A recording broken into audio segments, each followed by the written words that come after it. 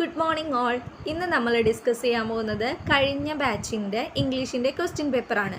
നമുക്കെല്ലാവർക്കും അറിയാം ഇംഗ്ലീഷിൻ്റെ കോഡ് എന്ന് പറയുന്നത് 302 ആണ്. 2 സെക്ഷൻ ആയിട്ടാണ് നിങ്ങൾക്ക് ക്വസ്റ്റ്യൻസ് വരുന്നത്, part A and part B. Part എയിൽ തന്നെ 4 സെക്ഷൻ വരുന്നുണ്ട്, അതുപോലെ പാർട്ട് ബിയിലും 4 സെക്ഷനാണ് വരുന്നത്. നമുക്ക് എങ്ങനെയാണെന്ന് നോക്കാം. ആദ്യം തന്നെ നമുക്ക് തന്നിരിക്കുന്ന ഇൻസ്ട്രക്ഷൻസ് ഒക്കെ നല്ല രീതിയിൽ വായിക്കാം. 100 മാർക്കിൻ്റെ ക്വസ്റ്റ്യൻ ആണ്. 3 hours ആണ് ടൈം എന്ന് പറയുന്നത്. ഇവിടെ തന്നിരിക്കുന്ന ഇൻസ്ട്രക്ഷൻസ് ഒക്കെ നല്ല രീതിയിൽ വായിച്ചതിന് ശേഷം നമുക്ക് ക്വസ്റ്റ്യനിലേക്ക് കടക്കാം. Part A, section A.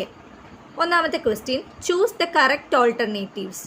അതായത് കറക്റ്റ് ആയിട്ടുള്ള ഓൾട്ടർനേറ്റീവ്സ് 4 ഓപ്ഷൻ തന്നിട്ടുണ്ടാവും, അതിൽ നിന്ന് പിക്ക് ചെയ്തെടുത്ത് എഴുതാൻ വേണ്ടിയിട്ടാണ്.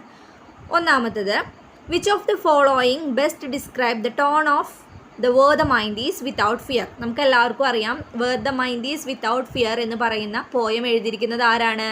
രവീന്ദ്രനാഥ് ടാഗോറിൻ്റെ വളരെ ഫേമസ് ആയിട്ടുള്ള ഒരു പോയമാണ് where the mind is without fear. അതിൻ്റെ ടോൺ എങ്ങനെയാണെന്നാണ് ചോദിച്ചിരിക്കുന്നത്. 4 ഓപ്ഷനാണ് കൊടുത്തിരിക്കുന്നത്: melancholic, satirical, hopeful and angry. So melancholic എന്ന് പറഞ്ഞാൽ എന്താ? എക്സ്ട്രീം സാഡ്നെസ് എന്നാണ് അർത്ഥം. സറ്റാറിക്കൽ എന്ന് പറഞ്ഞാൽ ഒരു കോമിക് എന്നൊക്കെ പറയാം, ഒരു ഹാസ്യം രൂപേണ, സർക്കാസ രൂപേണ എന്നൊക്കെ പറയും. ഹോപ്പ്ഫുൾ എന്ന് പറഞ്ഞാൽ എന്താ? ഒരു പ്രതീക്ഷയാണ്. 4മത്തത് ആംഗ്രി. സോ ഇതിലേതായിരിക്കും? ഇതിൻ്റെ ആൻസർ വരുന്നത് സി ആണ്, ഹോപ്പ്ഫുൾ ആണ്. എന്തുകൊണ്ടാണ് നമ്മൾ അങ്ങനെ പറയാനായിട്ടുള്ള കാരണം? ഈ ഒരു പോയം എന്ന് പറയുന്നത് തന്നെ എന്താണ്? Where the mind is without fear എന്ന പോയത്തിൽ നാഷണലിസം വളർത്തിയെടുക്കുന്ന ഒരു പോയാണ് അല്ലേ? അതെന്ന് വെച്ചിട്ടുണ്ടെങ്കിൽ നമുക്ക് ഫ്യൂച്ചറിൽ നമുക്ക് ഫ്രീഡം കിട്ടും എന്നുള്ളൊരു പ്രതീക്ഷയാണ് ആ ഒരു പോയത്തിലൂടെ രവീന്ദ്രനാഥ് ടാഗോർ നമുക്ക് പറഞ്ഞു തരുന്നത്. അതുകൊണ്ട് തന്നെ അതിൻ്റെ ആൻസർ സി, ഹോപ്പ്ഫുൾ, ഒരു പ്രതീക്ഷയാണ്. അതാണ് അതിൻ്റെ ആൻസർ. രണ്ടാമത്തെ question, what is the setting of the poem as described in the opening line of the poem the road not taken. The road not taken എന്ന് പറയുന്ന പോയം എഴുതിയിരിക്കുന്നത് ആരാണ്? റോബർട്ട് ഫ്രോസ്റ്റ് അല്ലേ? ആ ഒരു പോയം തുടങ്ങുന്നത് തന്നെ ഇങ്ങനെ എന്താണ്? ഡൈവേഴ്സ്ഡ് ഇൻ 2 roads അല്ലേ? 2 റോഡായിട്ട് 2 വഴികളായിട്ട് തിരിയുന്നു. അതിനുശേഷം ഏത് വഴി തിരഞ്ഞെടുക്കണം, നമ്മുടെ ലൈഫിലായാലും ഏതൊരു വഴിയാണ് നമ്മൾ ചൂസ് ചെയ്യേണ്ടത്, അങ്ങനെയുള്ളൊരു കൺഫ്യൂഷനും കാര്യങ്ങളൊക്കെയാണ് ആ ഒരു പോയത്തിലൂടെ പോയറ്റ് നമുക്ക് എക്സ്പ്രസ് ചെയ്ത് തരുന്നത്. സോ അതിൻ്റെ ആൻസർ ഏതായിരിക്കും? അതും ആൻസർ സി തന്നെയാണ്. A diverging road in A yellow would. അതായത് എന്താണ് യെല്ലോ വുഡ് എന്ന് ഉദ്ദേശിക്കുന്നത്? എന്തുകൊണ്ടാണ്? ഓട്ടം സീസണെ കാണിക്കാൻ വേണ്ടിയിട്ടാണ് യെല്ലോ വുഡ് എന്നതുകൊണ്ട് ഉദ്ദേശിക്കുന്നത്. അപ്പോൾ പോയം തുടങ്ങുന്നത് തന്നെ diverging road in A yellow would, അതായത് 2 വഴികളായിട്ട് തിരിയുന്നതാണ് കാണിക്കുന്നത്. അടുത്തത് രണ്ടാമത്തെ question, answer the following question. 3 questions കൊടുത്തിട്ടുണ്ട്, അത് ആൻസർ ചെയ്യാനാണ് പറഞ്ഞിരിക്കുന്നത്. 3നും ഓരോ മാർക്ക് വീതം, 3 മാർക്കിൻ്റെ ക്വസ്റ്റ്യൻ. ഒന്നാമത്തത്, what imagery is created by the phrase throwing giant scorpion shadow. ഇത് ഏത് പോയത്തിലാണ്? നൈറ്റ് ഓഫ് ദ സ്കോർപ്പിയൻ അല്ലേ? നിസീം ഇസീക്കലിൻ്റെ നൈറ്റ് ഓഫ് ദ സ്കോർപ്പിയൻ എന്ന് പറയുന്ന പോയത്തിലെ ഒരു ലൈനാണ് ജയൻറ്റ് സ്കോർപ്പിയൻ ഷാഡോസ്. ഒരു ഭീമാകാരനായിട്ടുള്ള ഒരു സ്കോർപ്പിയൻ തേള് വന്നിട്ട് അമ്മേനെ കുത്തുന്ന ഒരു അനുഭവമാണ് ആ ഒരു പോയത്തിലൂടെ നിസീം ഇസീക്കൽ നമുക്ക് പറഞ്ഞു തരുന്നത്. ഇവിടെ ജയൻറ്റ് സ്കോർപ്പിയൻ ഷാഡോസ് എന്ന് ഉദ്ദേശിക്കുന്നത് ഒരു എവിൽ വണ്നെ കാണിക്കാൻ വേണ്ടിയിട്ടാണ് പറയുന്നത്. രണ്ടാമത്തത്, in what way does tireless striving contribute to the pursuit of perfection in the poem where the mind is without fear. So രണ്ടാമത്തെ where the mind is without fear എന്ന് പറയുന്ന പോയത്തിലെ രണ്ടാമത്തെ ക്വസ്റ്റ്യൻ ആണ് tireless striving contribute to the pursuit of perfection in the poem. So tireless striving എന്ന് ഉദ്ദേശിക്കുന്നത് എന്താണ്? നമുക്കറിയാം ആ ഒരു പ്രോസസ്സ് ഒരു കണ്ടിന്യൂസ് പ്രോസസ്സിനെ കാണിക്കാൻ വേണ്ടി, ടുവേർഡ്സ് പെർഫെക്ഷൻ, അതൊരു കണ്ടിന്യൂസ് പ്രോസസ്സാണ് എന്ന് കാണിക്കാൻ വേണ്ടിയിട്ടാണ് ആ ഒരു വേർഡ് നമ്മൾ യൂസ് ചെയ്തിരിക്കുന്നത് ലൈനിൽ. മൂന്നാമത്തത്, what emotion does the speaker associate with the house now that the woman had died in the poem my grandmother's house. നമുക്കറിയാം കമലാദാസിൻ്റെ ഒരു പോയാണ് മൈ ഗ്രാൻഡ് മദേഴ്സ് ഹൗസ് എന്ന് പറയുന്നത്. അതിൽ എന്ത് ടൈപ്പ് ഓഫ് ഇമോഷനാണ് അതിൽ കാണിക്കുന്നത്? അതായത് പോയറ്റും തൻ്റെ ഗ്രാൻഡ് മദറും തമ്മിലുള്ള സ്നേഹം, ലവ്, അഫെക്ഷൻ ഒക്കെയാണ് അതിൽ കാണിക്കുന്നത്. ഗ്രാൻഡ് മദർ മരിച്ചതിന് ശേഷം നമ്മുടെ പോയറ്റിനുണ്ടാകുന്ന സോറോ, അതുപോലെ തന്നെ ഒരു ഐസൊലേഷൻ, ഒറ്റപ്പെടൽ, എന്താണ് പോയറ്റിൻ്റെ സ്റ്റേറ്റ് ഓഫ് മൈൻഡിനെ, ഒരു ലോൺലിനെസ്, ഒരു ഡെസ്പയർ, നിരാശേനൊക്കെയാണ് അതിൽ കാണിക്കുന്നത്. ഓക്കെ, അടുത്തത് മൂന്നാമത്തെ ക്വസ്റ്റ്യൻ ആണ്. ട്രൂ ഓർ ഫോൾസ് ആണോ എന്ന് ഐഡൻറ്റിഫൈ ചെയ്യാനാണ്. ഇവിടെ ഒരു പാരഗ്രാഫ് തന്നിട്ടുണ്ട്, അതിനെ ബേസ് ചെയ്തിട്ട് 3 ക്വസ്റ്റ്യൻസും തന്നിട്ടുണ്ട്. അത് ട്രൂ ആണോ ഫോൾസ് ആണോ എന്ന് ഐഡൻറ്റിഫൈ ചെയ്യാൻ വേണ്ടിയിട്ടാണ്. എഡ്യൂക്കേഷനെ ബേസ് ചെയ്തിട്ടുള്ള ഒരു പാസേജാണ്. ജസ്റ്റ് ഞാനൊന്ന് വായിക്കാം. Education serves another important purpose by shaping one's personality so that one is able to face challenges of life. This is possible by promoting a sense of cooperation and coexistence, a feeling of love and brotherhood, and an attitude of caring and sharing. This process starts right from home and gets strengthened when one receives education with a proper perspective and policy underlying it. As one grows older, one develops the capacity to appreciate the finer aspects of life than merely amazing material wealth.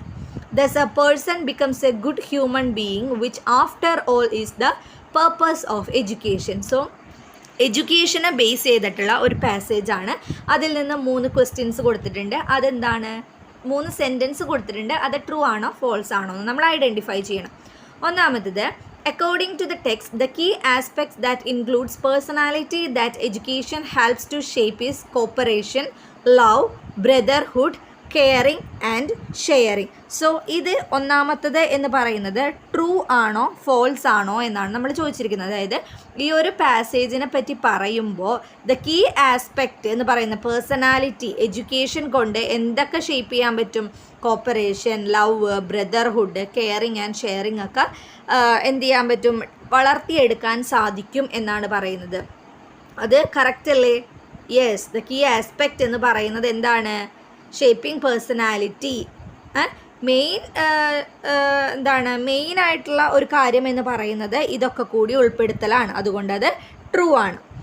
രണ്ടാമത്തത്, the text suggest that cooperation and co existence cannot be develop through education. അതെന്താണ്? നമുക്കറിയാം, അത് false ആണ്. ഇതിൽ പറയുന്നത് എന്താണ്? ഈ ടെക്സ്റ്റിൽ പറയുന്നത് കോർപ്പറേഷൻ ആൻഡ് കോ എക്സിസ്റ്റൻസ് ഒന്നും എഡ്യൂക്കേഷനിലൂടെ ഡെവലപ്പ് ചെയ്യില്ല എന്ന്. അത് ഫോൾസ് ആണ്. മൂന്നാമത്തത്, the author implies that finer aspects refers to the values and qualities such as empathy, underlying and appreciate for life beyond material wealth. അതും എന്താണ്? ഫോൾസ് ആണ് അല്ലേ? ഫൈനർ ആസ്പെക്ട്സ് എന്ന് പറയുന്നത് അത് നമുക്ക് ഇതിൽ തന്നെ കൊടുത്തിട്ടുണ്ട്. എന്താണ്? One develops the capacity to appreciate the finer aspects of life that merely amazing material wealth എന്നുള്ളത്. അപ്പോൾ നമുക്കത് ആ ഒരു പാസേജ് വായിച്ചതിന് ശേഷം വേണം ട്രൂ ആണോ ഫോൾസ് ആണോ എന്ന് എഴുതാൻ വേണ്ടിയിട്ട്. ഇനി നാലാമത്തെ ക്വസ്റ്റ്യൻ എന്ന് പറയുന്നത് മാച്ച് ദ ഫോളോയിങ് ആണ്. അത് നമ്മുടെ ഇഫ് ഐ വേർ യു എന്ന് പറയുന്ന ചാപ്റ്ററിനെ ബേസ് ചെയ്തിട്ടാണ്. അതിൽ ഇൻട്രൂഡറിനെയും ജെറാഡിനെയും എല്ലാവരും ഓർക്കുന്നുണ്ട് വിശ്വസിക്കുന്നു. സോ നമുക്ക് നോക്കാം. ഒന്നാമത്തത്, ദ ഇൻട്രൂഡർ എങ്ങനെയായിരുന്നു നോക്കിയേ. അതിൻ്റെ ആൻസർ വരുന്നത് ബി ആണ്. ഇൻട്രൂഡർ എവിടേക്ക് വരികയാണ്? Intruder enters Gerard's cottage holding a revolver in his hand അല്ലേ? ഇൻട്രൂഡർ ജെറാഡിൻ്റെ വീട്ടിലേക്ക് വരികയാണ്. കയ്യിൽ എന്തുണ്ടായിരുന്നു? ഒരു റിവോൾവറും കൂടി ഉണ്ടായിരുന്നു. ഇനി രണ്ടാമത്തത്, ജെറാഡ് ലോക്സ്. ജെറാഡ് എവിടെയാണ് ലാസ്റ്റ് ഇൻട്രൂഡറിനെ ലോക്ക് ചെയ്യുന്നത്? അതിൻ്റെ ആൻസർ എ ആണ്.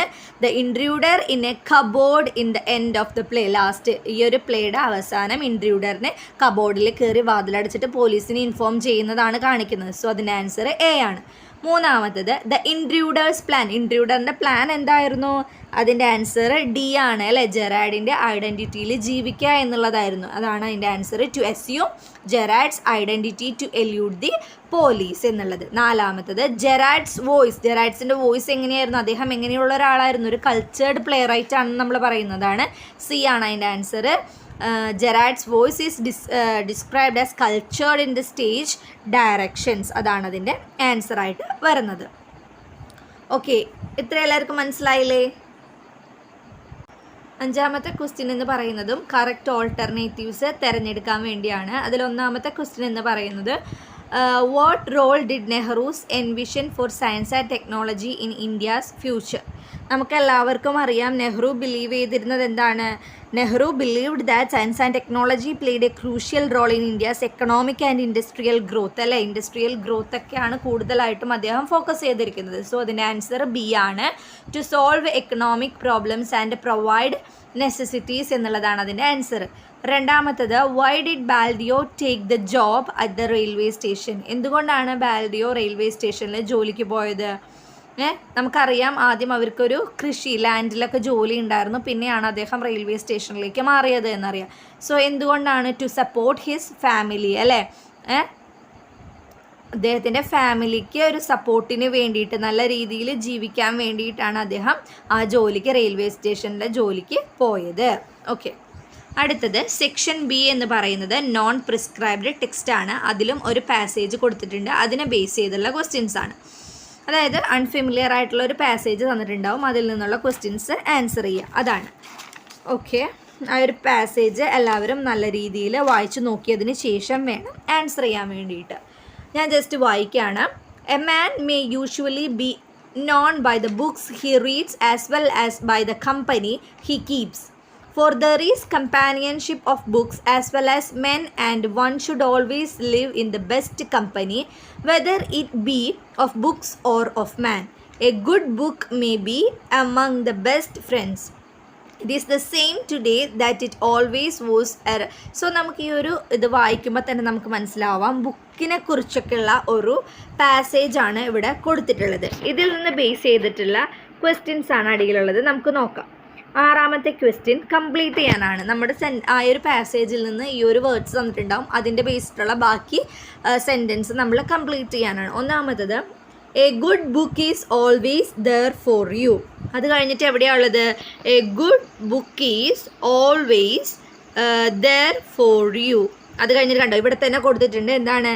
A good book is always there for you, ready to offer wisdom, comfort and escape whenever you need it. അതാണ് അതിൻ്റെ ആൻസറായിട്ട് വരുന്നത്. ഇനി രണ്ടാമത്തത് നോക്കാം. Books can transport you to. അതെന്താ വരുന്നത്? Books can transport you to എന്താ? Different worlds, introduce you to new ideas and provide solace during different times. അതാണ് അതിൻ്റെ ആൻസറായിട്ട് വരുന്നത്. ഇനി മൂന്നാമത്തത്, the dash can be a source of inspiration and a refuge from stress. എന്താണ്? the pages of a beloved books can be a source of inspiration and a refuge from stress എന്ന് പറയുന്നത്. the pages കണ്ടോ, ലാസ്റ്റത്തെ പാരഗ്രാഫിൽ മൂന്നാമത്തെ ലൈനിലുണ്ട്, the pages of a beloved books can be a source of inspiration and a refuge from the stress of daily life. അതാണ് അതിൻ്റെ ആൻസറായിട്ട് വരുന്നത്. അപ്പോൾ ആ ഒരു പാസേജ് നല്ല രീതിയിൽ വായിച്ചാൽ തന്നെ ഇതിൻ്റെ ആൻസർ നമുക്ക് എഴുതാനായിട്ട് സാധിക്കും. ഇനി ഏഴാമത്തത് എന്ന് പറയുന്നതും കറക്റ്റ് ആയിട്ടുള്ള ഓൾട്ടർനേറ്റീവ്, 4 ഓപ്ഷൻ തന്നിട്ടുണ്ടാവും, കറക്റ്റ് ആയിട്ടുള്ള ഓൾട്ടർനേറ്റീവ് തിരഞ്ഞെടുത്ത് എഴുതാൻ വേണ്ടിയിട്ടാണ്. ഒന്നാമത്തത്, according to the writer a man may usually be known by the books he may usually be known by the books he reads. Because എന്തുകൊണ്ടാണ് കാരണം? ഒന്നാമത്തേൻ്റെ ആൻസർ ഡി ആണ്. His selection of books generally reveals his temperament and character. അതാണ് അതിൻ്റെ answer. രണ്ടാമത്തത്, which of the following is opposite in meaning of the word adversity occurring in the passage. അഡ്വേഴ്സിറ്റിയുടെ opposite, അതായത് antonym എന്താണെന്നാണ് ചോദിച്ചിരിക്കുന്നത്. Misfortune. D ആണ് അതിൻ്റെ answer, misfortunes. മൂന്നാമത്തത്, which of the following would be the most suitable title of the passage. ഇതിന് suitable ആയിട്ടുള്ള ഒരു ടൈറ്റിൽ ഏതാണെന്ന്. എന്താണ്? ബി ആണ് അതിൻ്റെ answer, books as man abiding friends എന്നുള്ളതാണ് അതിൻ്റെ ആൻസറായിട്ട് വരുന്നത്. അപ്പോൾ പാസേജ് നല്ല രീതിയിൽ വായിച്ചതിന് ശേഷം ആൻസർ എഴുതാം. ഇനി അടുത്തത് നമ്മൾ ഡിസ്കസ് ചെയ്യാൻ പോകുന്നത് section D functional writing skills ആണ്. 12ാമത്തെ ക്വസ്റ്റ്യൻ നോക്കുക. അത് choose the correct alternative. 4 option കൊടുത്തിട്ടുണ്ട്, അതിൽ കറക്റ്റ് ആയിട്ടുള്ള ഓൾട്ടർനേറ്റീവ് ഏതാണെന്ന് തിരഞ്ഞെടുത്ത് എഴുതാൻ. In formal letter writing what should be the first paragraph typically include. നമുക്ക് എല്ലാവർക്കും അറിയാം ഫസ്റ്റ് പാരഗ്രാഫിൽ the purpose of the letter ആണ് എഴുതുന്നത്. സോ ബി ആണ് അതിൻ്റെ answer, the purpose of the letter. രണ്ടാമത്തത് which of the following is not A common method of summarising information. അതിന് ആൻസർ എന്താണ്? സമ്മറൈസിങ് ഇൻഫർമേഷൻ എന്ന് പറയുന്നത് ലിസ്റ്റിംഗ് ഓൾ ഡീറ്റെയിൽസ്, അതാണ് അതിൻ്റെ ആൻസർ. സി ആണ്, ലിസ്റ്റിംഗ് ഓൾ ഡീറ്റെയിൽസ്. മൂന്നാമത്തത് what is the appropriate closing for a formal letter. Formal ലെറ്ററിൽ closing എങ്ങനെയാണ് എഴുതുക? യുവേഴ്സ് ട്രൂലി അല്ലേ? ഇൻഫോർമൽ ലെറ്ററിലാണ് നമ്മൾ യുവേഴ്സ് ലവിംഗ്ലി എന്നൊക്കെ എഴുതുക. Formal letter yours truly, A ആണ് അതിൻ്റെ കറക്റ്റ് ആൻസർ. നാലാമത്തത് why is reviewing notes after the initial making process important. എന്താണ് അതിൻ്റെ ആൻസർ? ബി ആണ് അതിൻ്റെ answer. To enhance understanding and retention, അതാണ് അതിൻ്റെ ആൻസറായിട്ട് വരുന്നത്. ഓക്കെ, ഇനി 13ാമത്തെ ക്വസ്റ്റ്യനും ട്രൂ ഓർ ഫോൾസ് ആണോ എന്ന് എഴുതാൻ വേണ്ടിയിട്ടാണ്. ഒന്നാമത്തത് the body of a formal letter should be divided into paragraph അല്ലേ? അത് കറക്റ്റാണ്. എന്താണ് ഫോർമൽ ലെറ്ററിൻ്റെ ബോഡി എന്ന് പറയുന്നത് 2 പാരഗ്രാഫായിട്ടാണ് നമ്മൾ എഴുതാറ്. അത് ട്രൂ ആണ്.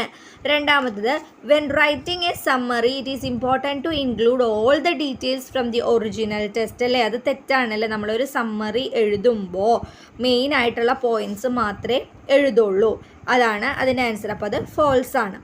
മൂന്നാമത്തത് എ കോംപ്ലിമെൻ്ററി ക്ലോസ്, അതായത് എക്സാമ്പിൾ കൊടുത്തിട്ടുണ്ട് sincerely is used at the end of a formal letter. ശരിയാണല്ലേ? നമ്മൾ complimentary close formal letter use ചെയ്യാറുണ്ട്, അതാണ് യുവേഴ്സ് സിൻസിയർലി എന്ന് പറയുന്നത്. ട്രൂ ആണ്. നാലാമത്തത് it is helpful to use keywords and phrases to highlight important information in your notes. എന്താണ്? True ആണല്ലേ? ഇമ്പോർട്ടൻറ്റ് ഇൻഫോർമേഷനൊക്കെയാണ് നോട്ട്സിൽ സാധാരണ എഴുതാനായിട്ട്, അതിൽ ഹെൽപ്ഫുൾ ആവാൻ വേണ്ടിയിട്ട് കീവേഡ്സ് ഒക്കെ യൂസ് ചെയ്യാറുണ്ട്. സോ അത് ട്രൂ ആണ്. ഇനി 14ാമത്തെ question answer the following question in 1 or 2 words. 1 or 2 വാചകത്തിൽ ഉത്തരം എഴുതാനാണ്. ഒന്നാമത്തത് how does the tone of informal writing differ from formal writing. Formal റൈറ്റിംഗിൽ നിന്ന് ഇൻഫോർമൽ റൈറ്റിംഗ് എന്താണ് വ്യത്യാസമായിട്ടുള്ളത്? ഫോർമൽ ലെറ്റർ എങ്ങനെയുള്ളതാണ്? ടു ഇൻഫോം ആൻഡ് എഡ്യൂക്കേറ്റ് ആണ്, അതാണ് അതിൻ്റെ ആൻസർ. രണ്ടാമത്തത് what is the purpose of an introduction of an article. What is the purpose of an introduction of an article എന്ന് പറയുന്നത് എന്താണ്? എന്ത് പർപ്പസിനാണ് നമ്മൾ ആർട്ടിക്കിൾ എഴുതുന്നത്? കാര്യം കൂടുതലായിട്ട് നമുക്ക് ജനങ്ങളിലേക്ക് എത്തിക്കാൻ വേണ്ടിയിട്ട്, അതിന് വേണ്ടിയിട്ടാണ് നമ്മൾ എന്ത് എഴുതുന്നത്? ആർട്ടിക്കിൾ എഴുതുന്നത്. ഒന്നാമത്തെ ക്വസ്റ്റ്യൻ എന്ന് പറയുന്നത് how does the tone of informal writing differ from formal writing എന്ന് പറയുമ്പോൾ നമുക്കറിയാം ഫോർമൽ റൈറ്റിംഗ് ആകുമ്പോൾ തികച്ചും ഫോർമലായിട്ട് ഒഫീഷ്യലായിട്ടാണ് നമ്മൾ എഴുതുക. അതുപോലെ തന്നെ ഇൻഫോർമൽ ലെറ്റർ ആണെന്നുണ്ടെങ്കിൽ വളരെ ഫ്രണ്ട്ലി ആയിട്ടാണ് എഴുതുക. രണ്ടാമത്തത് പർപ്പസ് ഓഫ് ആർട്ടിക്കിളിൻ്റെ ഒരു പർപ്പസ് എന്ന് പറഞ്ഞിട്ടുണ്ടെങ്കിൽ ജനങ്ങളെ എഡ്യൂക്കേറ്റ് ചെയ്യുക, ഇൻഫോം ചെയ്യുക എന്നുള്ളതാണ് ആർട്ടിക്കിളിൻ്റെ ഒരു ലക്ഷ്യം എന്ന് പറയുന്നത്. പർപ്പസ് എന്ന് പറയുന്നത് ആളുകളിലേക്ക് ഇൻഫോർമേഷൻ കൊടുക്കുക, അവരെ എഡ്യൂക്കേറ്റ് ചെയ്യുക എന്നുള്ളതാണ് അതിൻ്റെ പർപ്പസ് എന്ന് പറയുന്നത്. മനസ്സിലായില്ലേ ഇപ്പോൾ?